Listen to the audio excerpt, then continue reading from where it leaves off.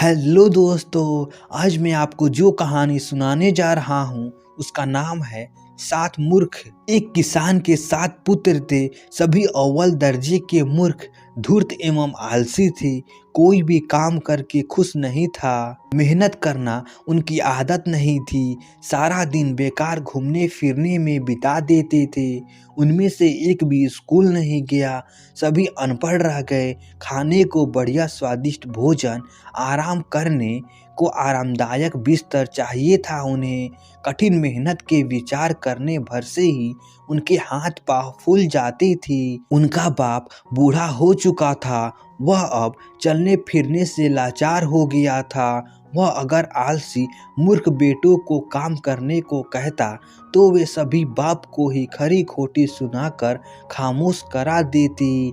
किसान अपने नालायक मूर्ख बेटों के सामने बेबस हो जाता। सभी बेटे बाप के नियंत्रण से बाहर हो चुके थे। अपने से बड़ों की नेक सलाह वे नहीं मानते थे। किसान की पत्नी मर चुकी थी। उसका बुढ़ापा बड़ी कष्टदायक स्थिति से गुजर रहा था। एक बार उसके पड़ोस में किसी किसान के घर भैंस ब्याई। उसने मानवता के नाते किसान के मूर्ख बेटों को बहुत सा दूध दिया ताकि वे खीर बनाकर खा सके। अब दूध तो मिल गया पर मूर्खों को खीर बनानी नहीं आती थी। सभी नालायक भाई बाप के पीछे पड़ गए कि खीर बनाकर दे। किसान बीमार था, फिर भी पुत्रों का मन रखने के लिए वह लड़खड़ाते हुए उठा और खीर बनाकर बेटे को दे दी। सातों के 7 बेटे खीर खाने को बेताब थे। एक ने खीर चखी तो उसमें शक्कर नहीं थी। बड़े भाई ने छोटे से कहा, दुकान पर जाओ और एक आने की शक्कर ले आओ, तब तक खीर ठंडी भी हो जाएगी, जल्दी जाओ। छोटे भाई बिदक कर घर जा।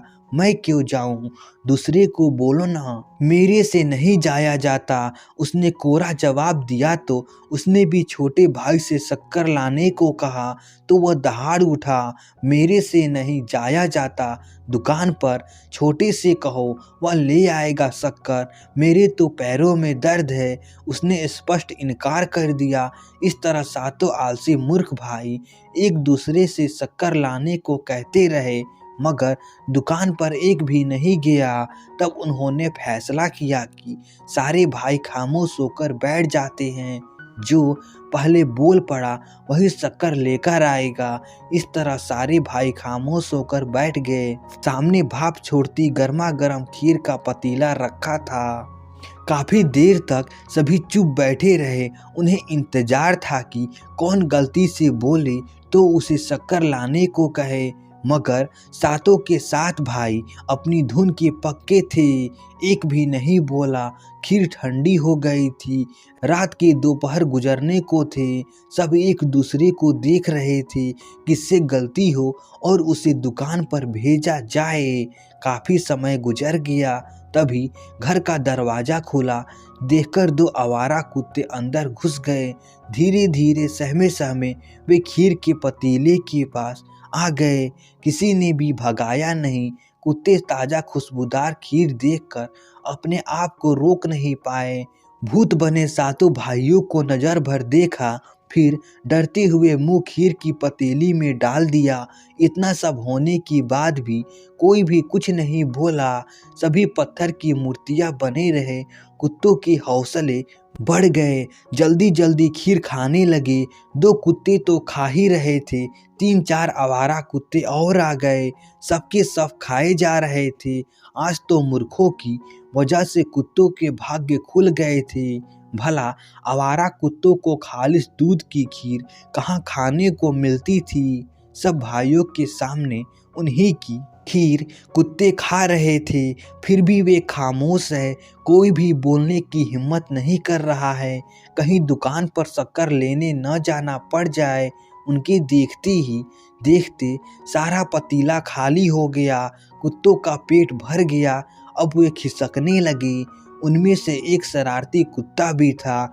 जाते जाते मूर्ख के मुंह को चाटने लगा। वह अनुमान लगाना चाहता था कि ये सातों भाई जिंदा है या पत्थर के बन गए हैं।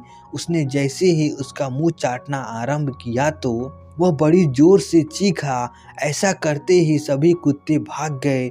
बड़ा मूर्ख बोला, छोटा हार गया, छोटा हार गया, अब दुकान से जाकर शक्कर लाओ। बड़े भाई का कहना छोटे ने नहीं माना। उसके सामने खीर का पतीला पड़ा था और सभी उसे शक्कर लाने को मजबूर कर रहे थे। सातों भाइयों का विवाद सुनकर उसका बाप जग गया। उसने जब सारी बात सुनी तो अपना सिर ही पीट लिया। आगे बढ़ा, बड़े मूर्ख बेटे को जोर से थप्पड़ मारा। बड़ा बेटा थप्पड़ खाते ही अपना गाल सहलाते हुए बाप को क्रोधित नजरों से घूरने लगा। मैंने तुम्हें थप्पड़ क्यों मारा? बात समझ में आई। बाप ने गंभीरता भरे स्वर में पूछा, मुझे क्या पता, थप्पड़ आपने मारा है, आपको पता होगा। बुरा सा मुंह बनाते हुए उसने जवाब दिया, मैंने तुम्हें थप्पड़ इसलिए मारा क्योंकि तू सब भाइयों से बड़ा है। अगर तू आलस से त्याग कर स्वयं शक्कर लेने चला जाता तो छोटा भाई तेरा एहसान मानते, तेरी इज्जत करते। खीर का भरा पतीला तुम्हारे पेट में होता। तुम सारे भाई बड़े प्रेम प्यार से मजे की नींद ले रहे होते, मगर तुम्हारी मूर्खता और आलस्य की वजह से तुम्हारा भोजन कुत्ते खा गए, तुम्हें मार पड़ी और तुम भाइयों में द्वेष, नफरत एवं नाराजगी के भाव पैदा हुए। ये सारा नुकसान तुम्हारा हुआ। मूर्खता और आलस्य की वजह से। पिता उसे समझाता रहा। बाप के समझाने से सभी को अपनी अपनी गलतियों को एहसास हो गया और उन्होंने भविष्य में सुधरने का निश्चय कर लिया। तो दोस्तों, आशा करता हूँ यह कहानी आपको अच्छी लगी होगी। ऐसे ही मज़ेदार कहानी सुनने के लिए हमारे चैनल को सब्सक्राइब कर दीजिए।